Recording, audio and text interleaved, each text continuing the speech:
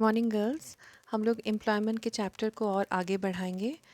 आप लोगों के साथ हम लोग कॉजेज़ कर रहे थे, right? I hope you are catching up. आप अपना रोज़ का पढ़ाई कर रहे हैं रेगुलरली और इन वीडियोस को फॉलो भी कर पा रही हैं। आइए आज इकोनॉमिक कॉजेज़ पर हम लोग ध्यान देंगे।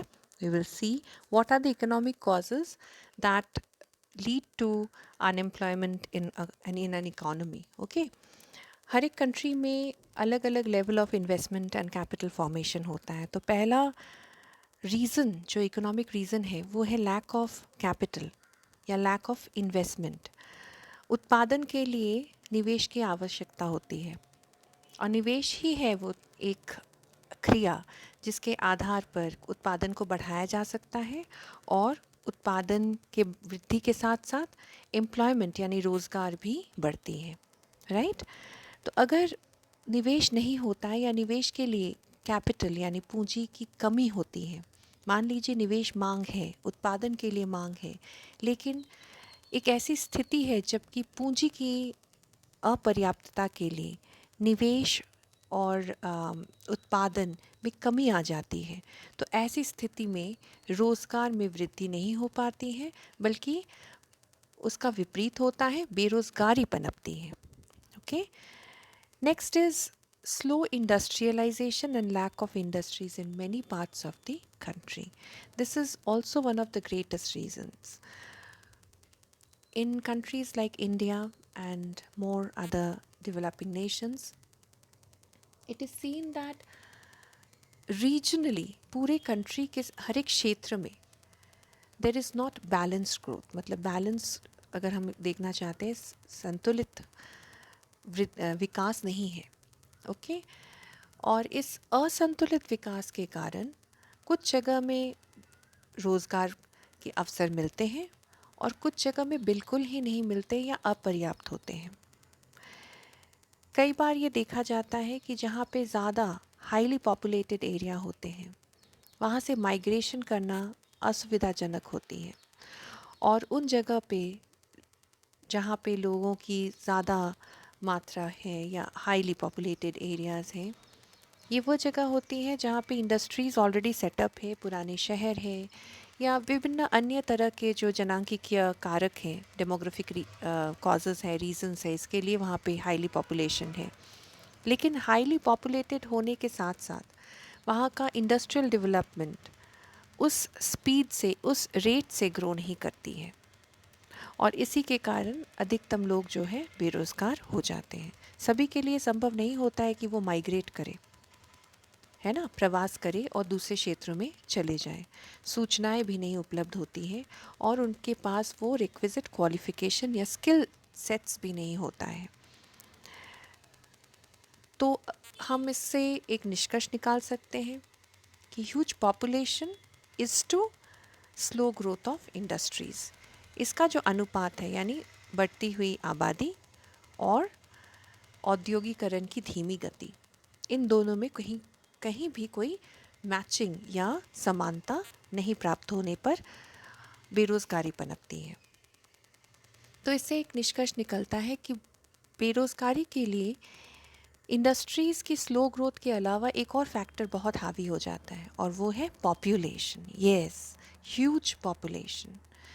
रिसोर्सेज हर एक कंट्री में जितना भी है उसके अनुकूल अगर पॉपुलेशन हो तो बेरोज़गारी ज़्यादा दिन तक या चिरकालिक विद्यमान नहीं रहेगी। जब रिसोर्सेज के अनुपात में यानी साधनों के अनुपात में पॉपुलेशन इतनी अधिक बढ़ जाती है कि साधन प्रति व्यक्ति के लिए कम हो जाती है, so per capita resources becomes very less, तब ऐसी परिस्थितियाँ होती हैं जब लोगों के पास कार्य नहीं होता है लेकिन वो कार्य करने की इच्छुक होते हैं और बेरोज़गारी की मात्रा बढ़ने लगती है। तो बेरोज़गारी को हम कह सकते हैं कि जनसंख्या वृद्धि का एक बहुत बड़ा कारण है बेरोज़गारी को उत्पन्न करने के लिए। वर्तमान स्थिति में हम अगर चौथे पॉइंट पे आए तो वर्तमान स्थिति में हम देखेंगे कि ग्रोथ ऑफ एजुकेशन इंस्टीट्यूशंस जो है बहुत ही ज़्यादा हुआ है हर क्षेत्र में, हर कोने में आज स्कूल और कॉलेजेस हैं। शिक्षा संस्थान की कमियां नहीं है, लोग हर जगह जाके पढ़ाई कर पा रहे हैं, प्रशिक्षण और शिक्षा साथ ही साथ ले पाते हैं, और इसके कारण पहले के अनुपात में अभी अधिक मात्रा में लोग शिक्षित हो रहे हैं। शिक्षा ग्रहण करने के कारण लोग अपने आप को जब शिक्षित समझते हैं, क्वालिफाइड समझते हैं, और उनके पास वो डिग्रीधारी हैं, उनके पास वो डिग्री है, तो वो काम को छांटने लगते हैं। They start sorting out work into appropriate work and inappropriate work. For example, कोई ग्रेजुएशन करके गांव में जाके खेती बाड़ी नहीं करना पसंद करता है ना। हालांकि कोई भी काम छोटा या बड़ा नहीं होता है, लेकिन हमारी जो मानसिकता है, वो जो सोच है, वो वहाँ पे जाके अटक जाती है कि जब हम क्वालिफाइड हो गए हैं तो हम दूसरी तरह का नौकरी करेंगे, इस तरह के कार्यों को हम छोटा मानने लगते हैं। और इसके कारण शिक्षित होके भी, क्योंकि इंडस्ट्री की ग्रोथ स्लो है, कैपिटल की प्रॉब्लम है, पूंजी में कमी है, और ह्यूज पॉपुलेशन है। आज शिक्षा संस्थान के लिए ह्यूज पॉपुलेशन से लोग शिक्षित भी हो रहे हैं, तो the number of people being educated is also increasing, है ना। लेकिन जितने लोग शिक्षित हो रहे हैं उनके लिए अवसर उतने नहीं होता है। अगर वो इंडस्ट्रीज़ में काम ढूंढते हैं, अगर वो किसी सर्विस सेक्टर में काम ढूंढते हैं, तो उतना काम उनके लिए नहीं होता है।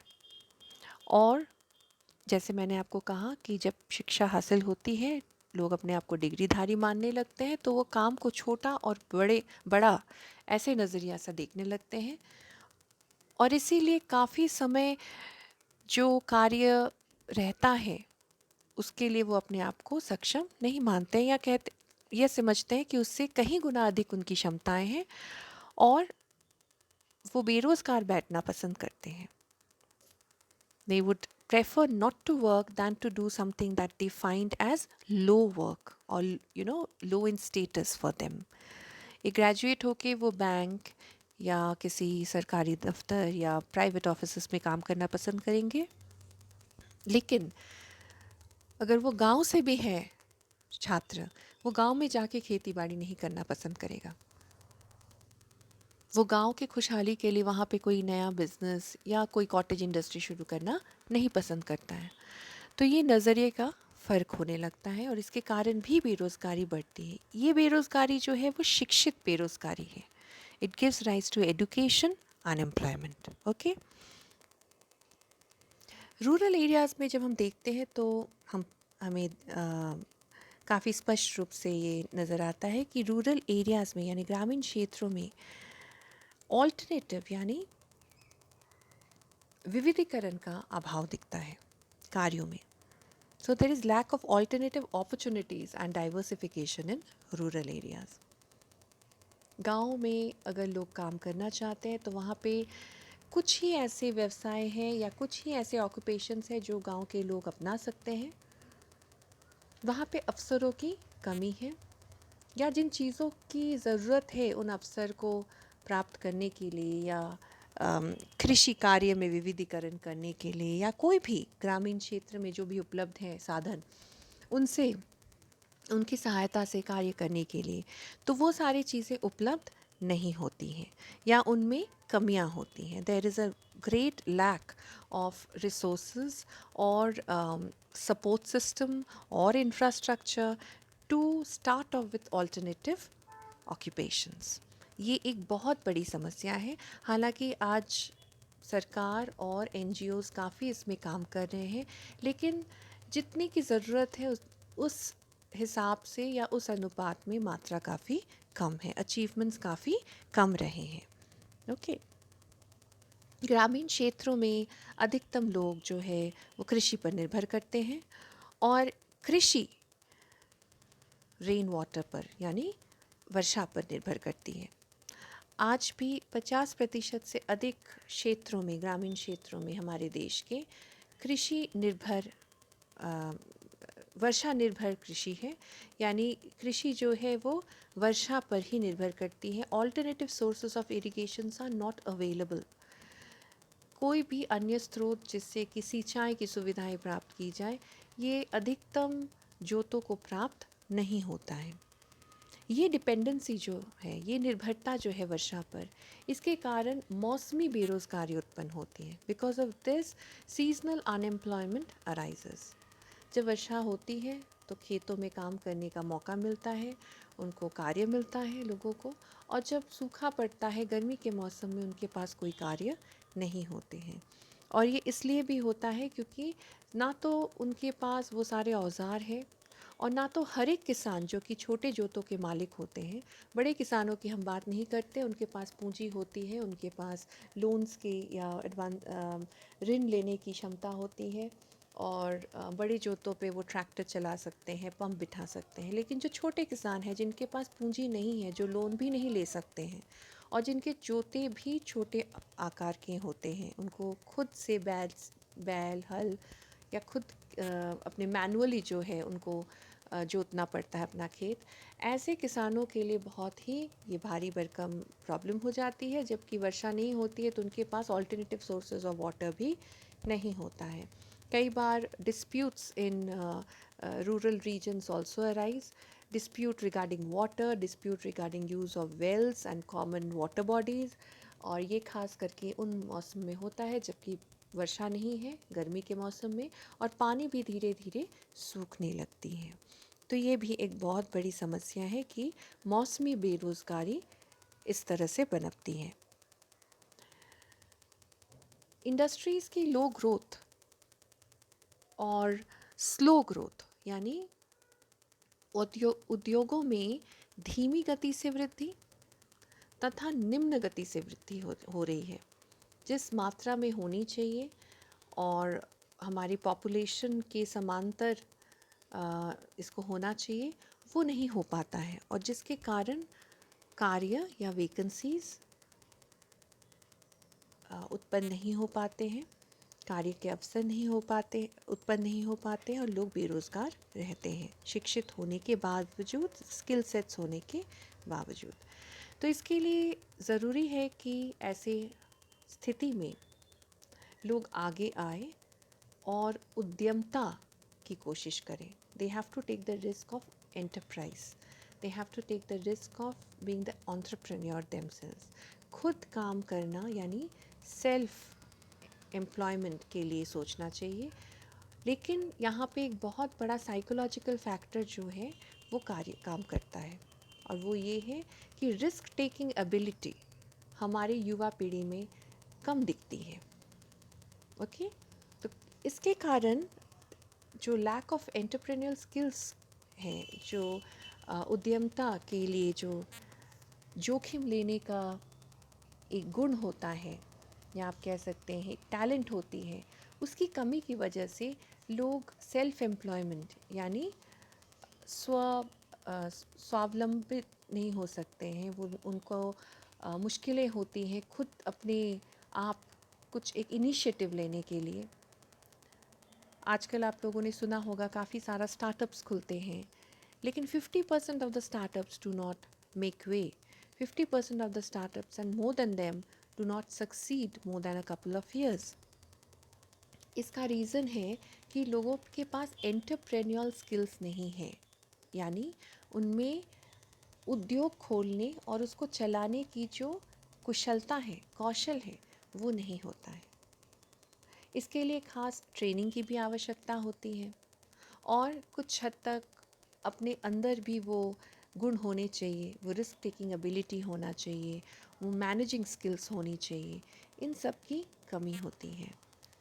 और अगर हम इसको एजुकेशन को सिस्टम को देखें तो हम ये कह सकते हैं कि हमारा एजुकेशन सिस्टम जो है क्लास 1 से लेके ग्रेजुएशन या पोस्ट ग्रेजुएशन तक, कहीं भी वो एक किसी भी स्टूडेंट को अपने पैरों पर खड़ा होना या उद्योग शुरू करना या वोकेशनल ट्रेनिंग देना या इंडस्ट्री ओरिएंटेड बनाना, ऐसा नहीं करता है। इसके लिए स्पेशल क्लासेस भले ही हों, लेकिन ये as a part and parcel of the regular studies होना चाहिए, है ना। इसकी कमी हमारे देश में है, जो विदेशों में काफ़ी सारे स्कूल्स और कॉलेजेस में एकदम प्राइमरी एजुकेशन से ही उनको तैयार किया जाता है कि आप कैसे अपने आप को स्वावलंबी बनाएंगे, सेल्फ डिपेंड रिलायंट या सेल्फ डिपेंडेंट बनाएंगे, स्वतंत्र बनाएंगे, नौकरी के पीछे नहीं घूमेंगे, आप अपने से कुछ इनिशिएटिव ले सकते हैं। तो क्रिएटिव स्किल्स जो है वो इनमें निखारा जाता है। तो ये चीज़ें हमारे देश में या कुछ देशों में नहीं होता है, जिसके कारण भी बेरोज़गारी पनपती है, क्योंकि लोग क्या करते हैं, एक स्टेज के बाद वो रोज़गार के लिए नौकरियों पर निर्भर होते हैं, और जब नौकरियां नहीं मिल पाती हैं तो वो बेरोज़गार की स्थिति में रहते हैं। तो इसीलिए there is a lack of entrepreneurial skills, and education is not skill based and industry oriented for the mass. अभी जो मैंने आपको डिस्कस किया कि हमारा जो एजुकेशन सिस्टम है, या जिन देशों में अनएम्प्लॉयमेंट की समस्या है, अगर हम थोड़ा सा जांच करें, थोड़ा सा एनालिसिस करें, तो हमें मिलेगा कि उनका एजुकेशन सिस्टम ऐसा है, काफ़ी ट्रेडिशनल माइंडसेट का एजुकेशन सिस्टम है, जिसमें प्राइमरी या तो इवन सेकेंडरी या हायर सेकेंडरी लेवल में भी इंडस्ट्री ओरिएंटेड या एप्लीकेशन ओरिएंटेड स्टडीज़ नहीं किया जाता है। यहाँ तक कि हायर स्टडीज़ में भी जनरल लाइन पे ही ज़्यादा ध्यान दिया जाता है, जनरल स्टडीज़ ही ज़्यादा किया जाता है, और एप्लीकेशन या इंडस्ट्री ओरिएंटेड स्टडीज़ को एक अलग दायरे में या अलग स्ट्रीम या अलग ब्रांच में रखा जाता है। हालांकि हर एक सब्जेक्ट में, हर एक विषय में इंडस्ट्री के लिए उनको तैयार करना चाहिए, यही फोकस होना चाहिए, ताकि वो पढ़ाई के अंत में, शिक्षा के अंत में अपने आप को काबिल बना पाएँ, और इंडस्ट्री भी उन्हें काबिल समझे। उसके लिए जिस तरह की एजुकेशन सिस्टम चाहिए, जो शिक्षा प्रणाली चाहिए, उसकी भी कमी है, और इन सभी वजहों के लिए जो है अनएम्प्लॉयमेंट यानी बेरोज़गारी पनपती है। आई होप आप सबको इकोनॉमिक कॉजेज़ भी समझ में आया है। आप व्हाट्सएप पे लिख के मुझे कमेंट्स दें, जहाँ जहाँ पे आपको नोट्स लिखने में दिक्कत है। इंग्लिश मीडियम गर्ल्स, मैंने आपको बुक्स रिकमेंड किया है। हिंदी मीडियम गर्ल्स, आपके पास बुक्स ऑलरेडी हैं, फिर भी आपको अगर नोट्स या आपको क्वेश्चन आंसर्स बनाने में तकलीफ़ हो रही है, तो please put it up in the group. I will help you out and I will send you the material for it. Okay, all the best.